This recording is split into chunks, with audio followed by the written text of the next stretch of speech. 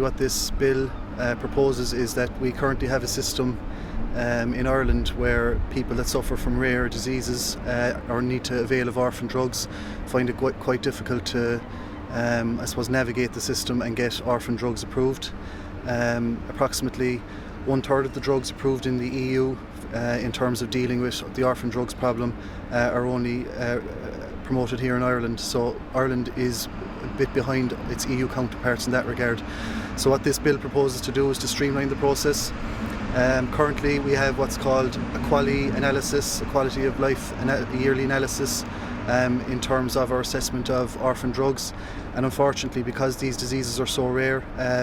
most of them, if not all of them, fail to meet that €45,000 per annum threshold. So the system that's there isn't fit for purpose and it needs to be reformed. 1 in 12 people in Ireland will at some stage in their life be affected by some kind of minor illness or rare disease. So the estimates vary. In terms of the number of people that could actually be getting treatment for those diseases, the number would be very, very little in relation to that 1 in 12. The story behind the bill, it has a complicated title, but behind this bill there are individuals and families, as Pádraig said, and all of us as public representatives would have encountered individuals who have these very rare diseases.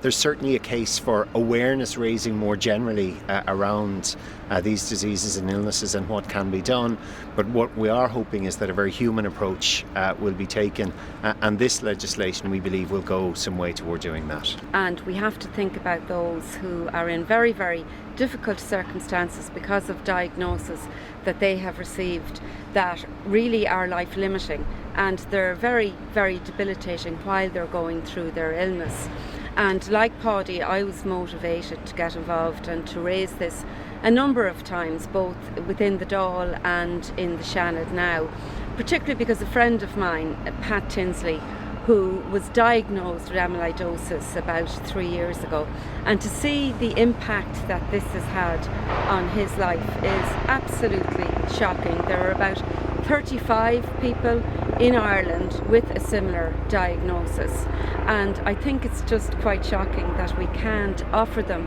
the comfort of patisiran, which has been shown around Europe and in America to really give great comfort to those that are suffering